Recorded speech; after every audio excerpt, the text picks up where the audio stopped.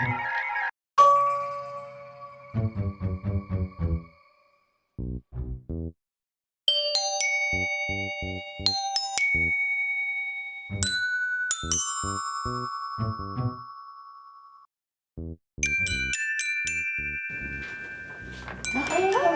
Hey, Neenie. oh my goodness.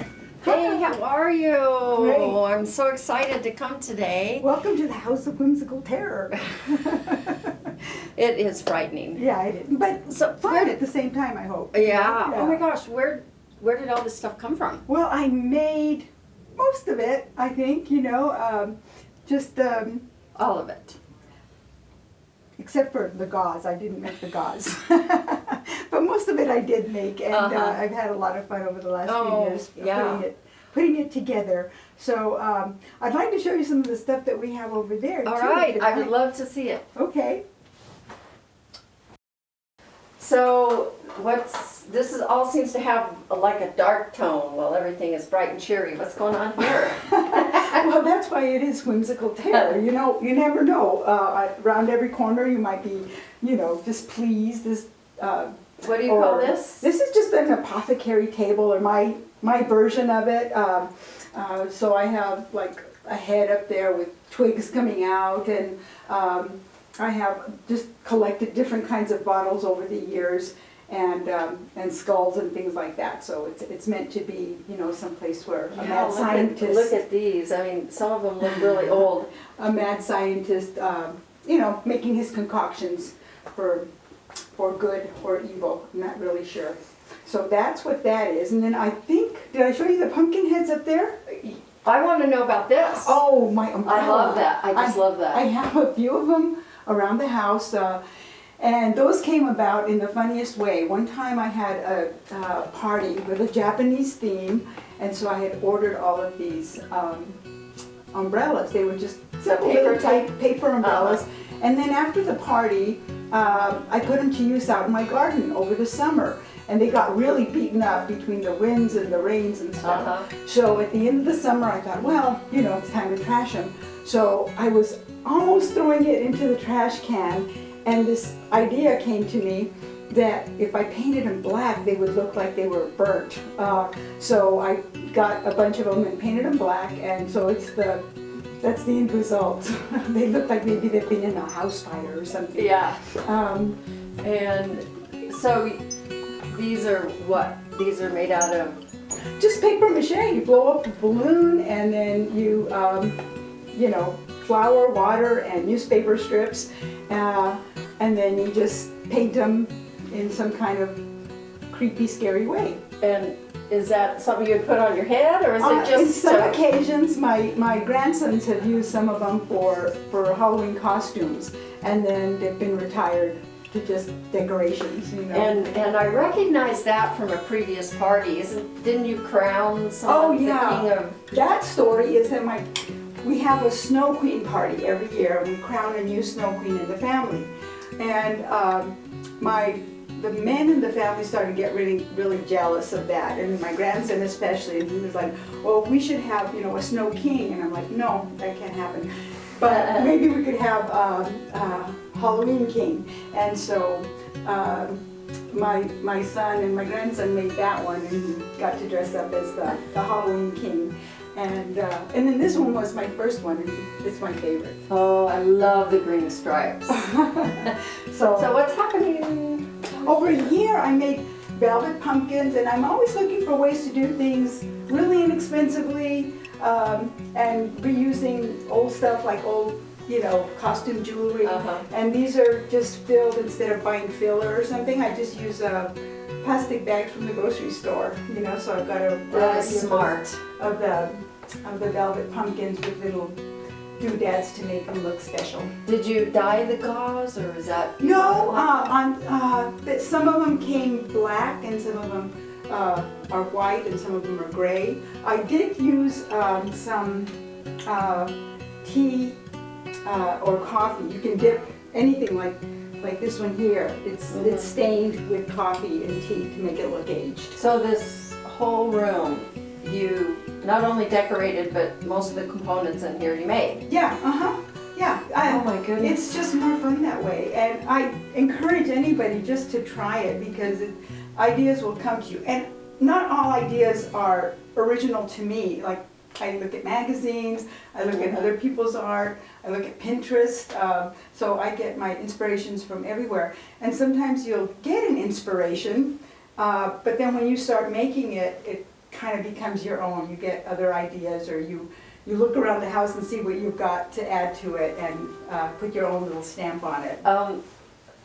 When do you start though? I mean, do you start 3 months ahead or 2 months ahead decorating? I decorate all the time. Yeah, I know. Like, I'll show you in a little while. We'll go outside and I'll show you what I call the girls of the night. And I started those last year, like in March, you know, and then I worked on them a little bit at a time throughout the summer because, you know, you have other stuff to do like mop floors and, you know, wash dishes and Pick up the kids, right? and do gardening. So, so it's something that I just kind of work on all year long, whether it's the Christmas stuff or the Halloween stuff or the Easter stuff. I just like to, you know, work on little things like that throughout the year. That's amazing. It's a mess. Let's go outside, guys. Well, if you walk through here, I'll show you the trick-or-treat parade.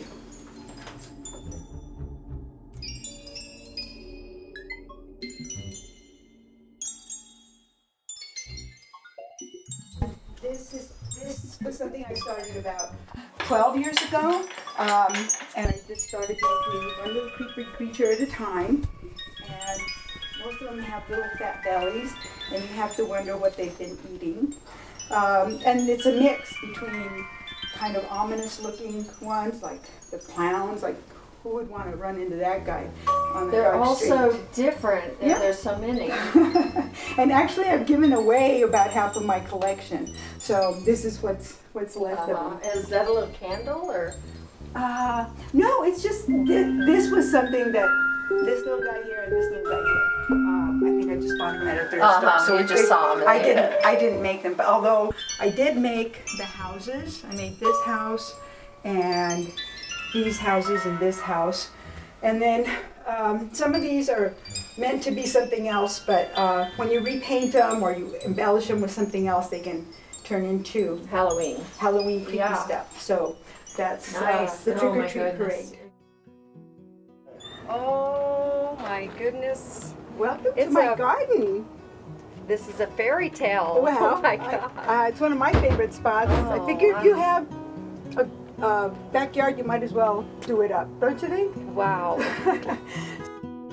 Okay, so here's some of the garden.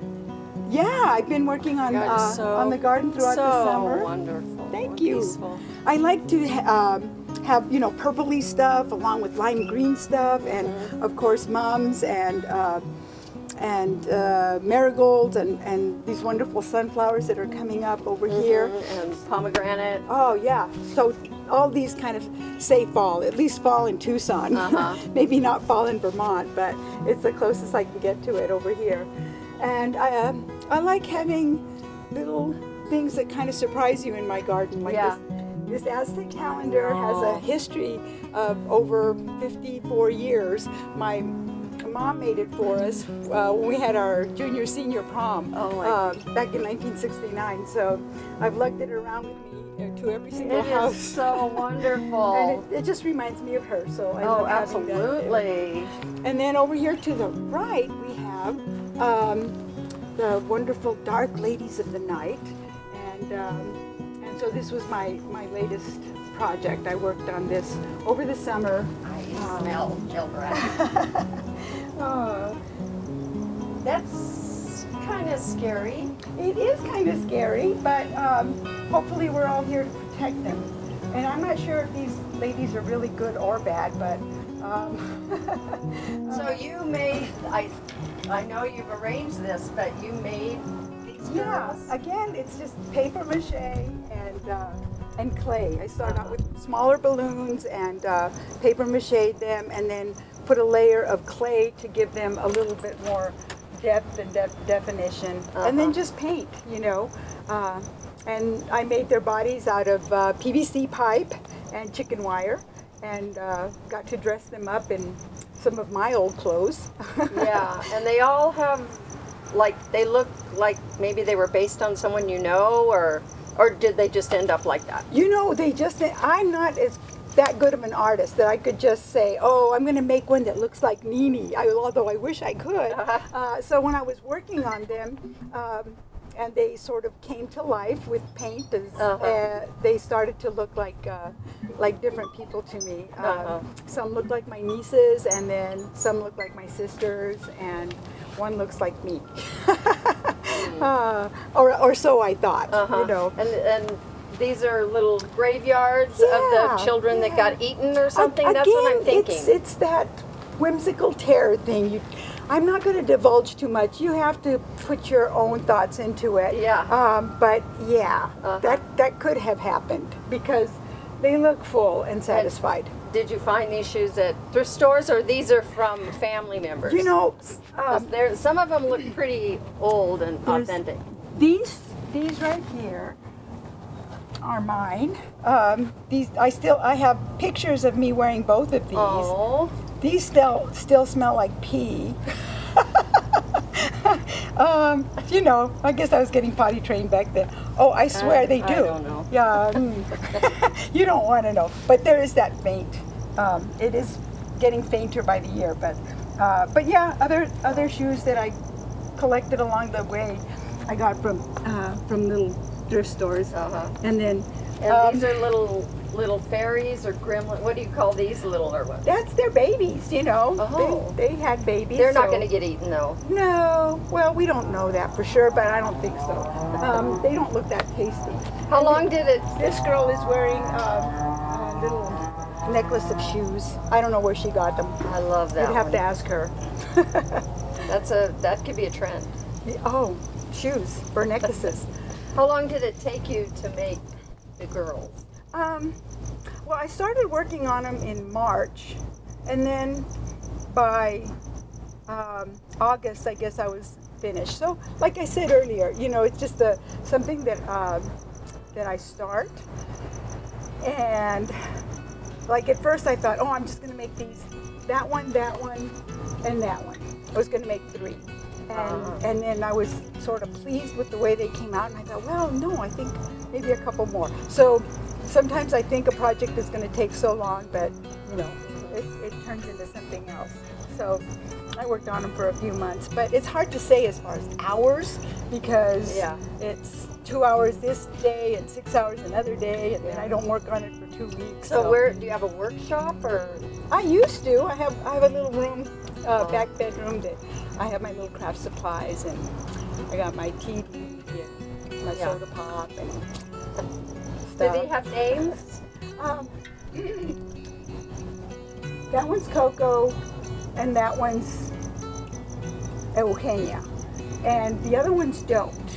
I thought about maybe one of these being Ivy, but I haven't officially named them yet. Yeah. All right. Well, let's go see some more stuff. Okay, let's go. And again, it's just things that you can pick up on the side of the road. There was this Barbie doll house. Oh my goodness, on the side. I guess so. And so I thought, well, wouldn't that look great painted black?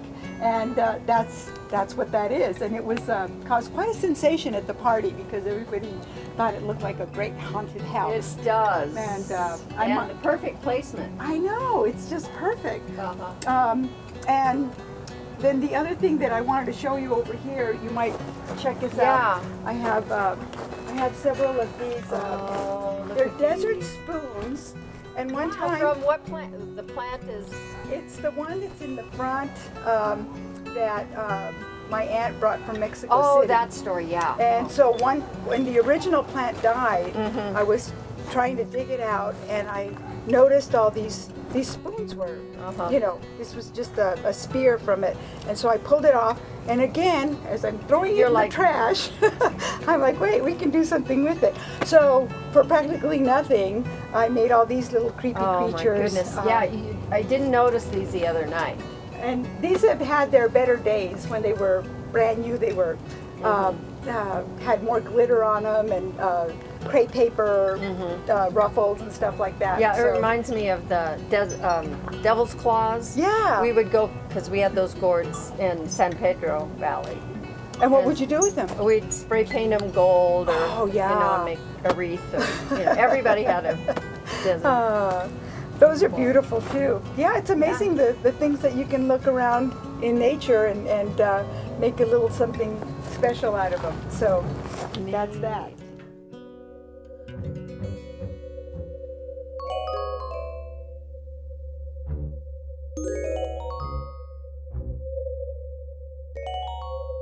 So this is the last time you're doing it, you told me? Yeah, it is. I've been making these guys for about 13 years now, and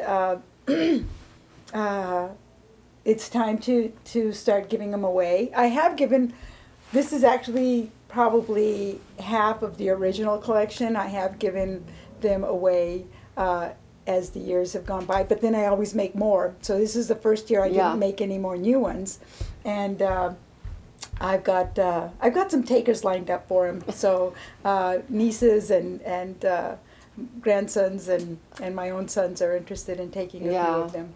I can't imagine where you would store all this, so giving it away is going to be a great remembrance. It is, yeah. Let somebody else do it, and I just think it'll be fun for them. It was for me. I didn't do it because it was work. I did it because it was fun. Yeah, well, it's obvious the vibe is just so welcoming and wonderful. We've been friends for a long time, and I know that you grew up in Ajo. Can you tell me about growing up in Ajo and how that influenced your warm and welcoming home, and just some stories about your family? Well, I always say that Ajo is really the very best place to have grown up. Those of us who grew up there have really, for the most part, really fond memories of that little mining town. It was established by John Greenway and his wife Isabella Greenway, and she was very influential in designing the whole town. So it's not just a pass-through town. It's not a pass-through town that you have a couple of markets or a couple of bars and then you're off to another place. It was developed by Isabella Greenway. She brought in some great architects, and she's the one who also designed the Arizona Inn. Is that what you were going to say too? Right. Yeah, Philip has, just immersed himself when we stayed there last year, and he immersed himself in her story and just amazing discovering what an influence she had on a lot of things in Tucson. Yeah, and Ajo, my hometown, definitely has her mark all over it. There's lovely homes in that community, and it was a very prosperous mining community that had three factions. It had what we called American Town, where white people would live, and then we had Mexican Town where the Mexicans lived, and we had Indian Village. So there are some aspects of it that are not perfect. We were segregated, not just in the town but also in the school. But it was really my generation that started to break down those barriers, and we started to date each other. We started to get married. We were, in our home, everyone was welcome. My parents had just a very welcoming attitude, and we had wonderful gatherings there from the time I was a baby to, the day they died. They always had an open door policy and very welcoming and very warm. Oh, I can just imagine it. Well, we had great celebrations too, like as far as the town was concerned. We would have great Halloween parties, and at Christmas time everyone would gather in the Central Plaza and watch Santa Claus come down from the tower, and you never knew who you were going to see downtown. It might be somebody that you just saw last week or somebody that you What kind seen. of tower? Oh, well, there was this great bell tower on the top, and right at 6 o'clock when all of the town was there waiting in the plaza for Santa Claus started his trip in Ajo because Ajo starts with an A. So that's what we were convinced of. And then there would be a blast of fireworks, and then bright lights shining onto the bell tower, and Santa Claus would appear there. And then a few minutes later, he would come down for waiting for his, or getting onto his sleigh with these reindeer that, I guess as little kids, we knew they weren't real, but damn, they looked real. So we went along with it. So was it American influenced Santa Claus, or was there some Hispanic culture weaved into it? That our Christmas celebrations, for the most part, were very Americanized, and it was all about Santa Claus and Christmas trees, and of course the foods might vary in terms of, we might have a turkey, but would also always have tamales as well, or enchiladas, and so the foods that we would celebrate might have much more of a Mexican influence. Yeah. So you had mentioned the Indian village. What Indian cult is that? Totohon? It was O'odham. Okay. Yeah, yeah. And what food influence? I love food. What influence would they bring to it? I don't remember any particular influences from the O'odham population. They generally ate what we ate, and maybe we ate what they ate, which was like beans kind of and the chili and the squash and those traditional foods that they brought to the table. I think we probably took more from them as Mexicans than they took from us. We just recently had the Day of the Dead here in Tucson, but tell me what influences you have or feelings you have about that. Well, it's become quite a spectacle here in Tucson. And I will just say something about the way we celebrated it in Ajo, which was very subdued. It was, what I remember most about it was my mom making coronas by hand. Back in the day, you couldn't just go to the dollar store and get silk flowers or plastic flowers. What's a corona? A corona is a wreath. Oh, okay. And she would make them by hand with crepe paper. These beautiful flowers. She'd make these gorgeous roses and chrysanthemums and sweet peas and little rosebuds. So that there'd be all kinds of different kinds of flowers made from crepe paper. And then she would dip them in wax because that way they would last a little longer at the cemetery. So she spent several weeks taking orders from people around Mexican town. Oh, wow. And get and just make these coronas for everybody that put in an order. And then as a community on the Day of the Dead, we would go early in the morning to the cemetery and clean the cemetery, the gravesides of our loved ones, and then place the coronas on there, and then end up at probably our house to eat afterwards. Right. So it was a very just a quiet kind of ceremony that we had about it. It wasn't the big spectacle that you have now. And I'm glad that people do it. It looks like they're having a lot of fun. I think it's great that people are getting in touch with some aspects of death that maybe some cultures have been uncomfortable with. But that type of celebration is not what I'm familiar with or what I do. Yeah. So you're married to Ted Ramirez, our musical folkloric troubadour, and so how long he's from Tucson, right. And can you tell me a little bit how you met and just the history of his family, which goes seems back to 1700s? Yes, it does. He was one of the Ramirez family here in Tucson was one of the 3 oldest Spanish families that came to this part of the country, and it's all very well documented, and they were a very big influence, especially during the early period. And Ted is the official troubadour of Tucson. He's a wonderful musician that really reflects the music of this area of the Southwest. He's done a lot to promote Mexican music, and a lot of times people don't understand enough about Mexican culture. Mm-hmm. A lot of times they'll think, oh, Mexican music, he must be a mariachi, you know, and mariachis are great,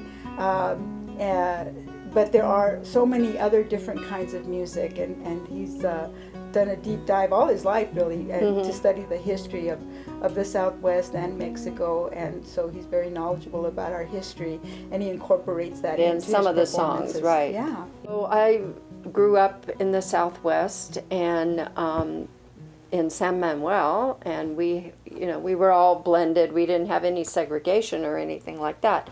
So I grew up with a lot of the Mexican culture, and so I just always have loved and enjoyed that, and part-time on a ranch. But let's talk about food, because your calendar outside evoked the feeling, you said, for a party. And so can you tell me a little bit about the calendar and just what a typical party would be at your house?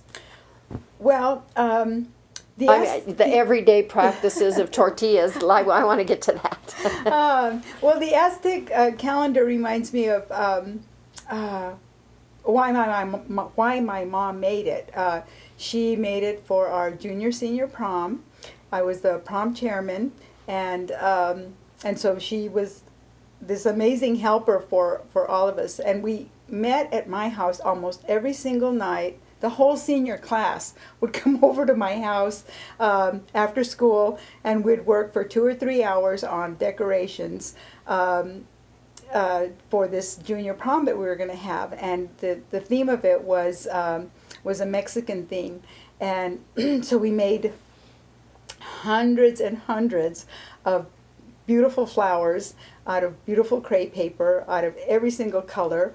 And then she made the Aztec calendars, and we made an eagle with a serpent and Is that on like a car, a float, a flatbed? What was it on? How'd you structure it? Just on the floor. She well, kind of like my girls out there. It was just a base with cement and chicken wire. You can't go wrong, So, but the point of that really is how welcoming my parents always were with anyone that I ever wanted to invite to the house. And we would have almost a party every single night for 4 months between January and April, when we finally had our big dance. And she would cook a big pot of beans, beautiful, delicious, refried, cheesy beans, and make these amazing tortillas. They're called sobacanas. They're really the big flour tortillas that you can't even find to buy in Tucson anymore. It's if you really want one, you've got to learn how to make them yourself. But she used to make them almost on a daily basis. And when she didn't make the big ones, she would make the gorditas, the smaller ones. And so my friends would come over to work on decorations, and she just always felt obliged to feed everybody. So, if you're feeding 40 or 50 kids a night, it's going to have to be a cheap meal, and and delicious, of course. So, so that's what she would make us. And how would she cook them?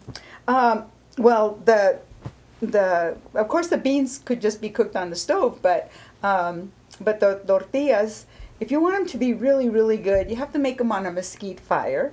And then you have what is called a comal, which is some kind of a metal plate that you can cook them on. They cook very quickly.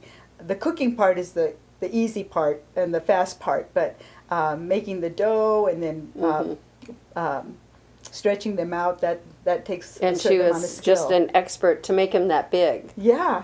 So my son has started to develop an interest in it. And we've started making them together in my own backyard, and we've had some success with that. Next time, you better invite us we over. Will. And so we had red chili. Tell us a little bit about that. I mean, that red sauce. Oh, yeah. It's easy to make. It's simple, but if you canned enchilada sauce, all that, it doesn't compare. No, it doesn't.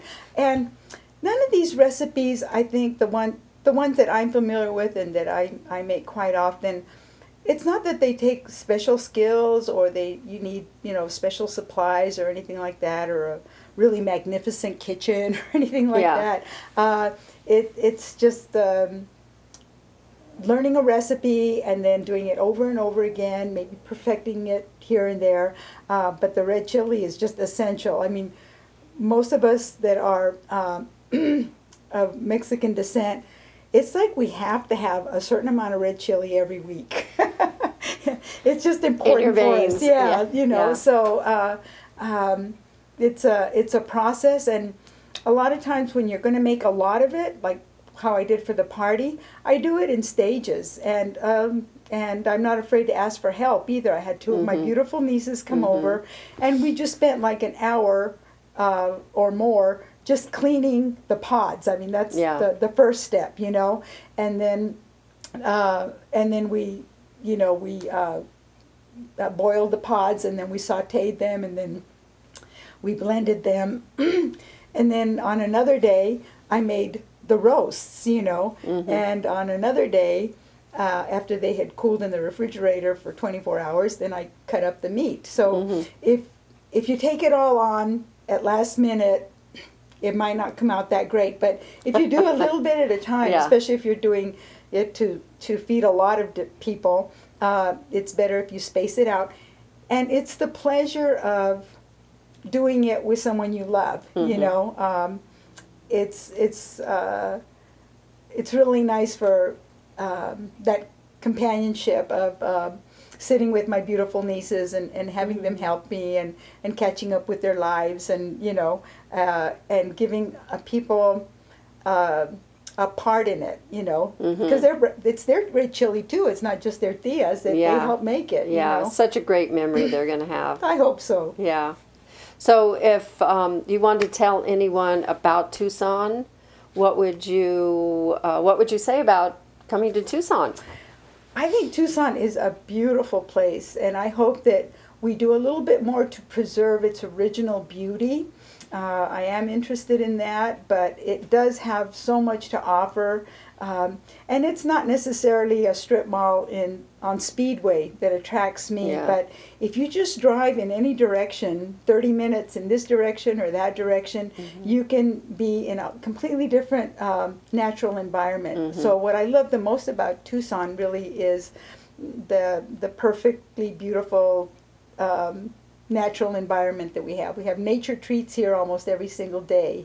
I think culturally it's a very interesting place because we have Mexican influence, we have O'odham influence, Yaqui influence, and so this is a place where there's been a real effort to preserve some of the older cultures. Right. I always loved the barrio with the Chinese markets. Yes. And they had all the old stuff that had been in there for 10 years or something, and just all cultures wandering around. Those wonderful old mud adobe buildings. I'm waiting for someone to, those restoration shows, they should have one about mud adobes. Yeah. And not in that sterilized... the cliche style, like your old house and like my house on Muir. And that was... We were lucky to... We were lucky. We had the barrio in the 70s. Yeah. There you go. With the nanas and the tatas. And just you walk down the streets and you smell tortillas cooking on a mesquite fire. Oh, yeah. You hear the chilies roasting out back. Yes. And the radio playing, KXEW. So playing Mexican music, for the whole neighborhood to hear, So it was a really special time to grow up in Tucson back in those and days. if you smelled someone cooking, there's no problem. Just go knock on the door. And it's a beautiful thing that I think that we can reach back and maybe do that a little bit more. We shouldn't just squirrel ourselves away. We still have so much to offer and so much to learn from each other. Yeah. Well, on that note, we'll say goodnight, and thanks for coming to my Tucson and meeting my friends. Yay! Thank you, Neenie. It was fun. All right, love you. Or we could shake hands if you want.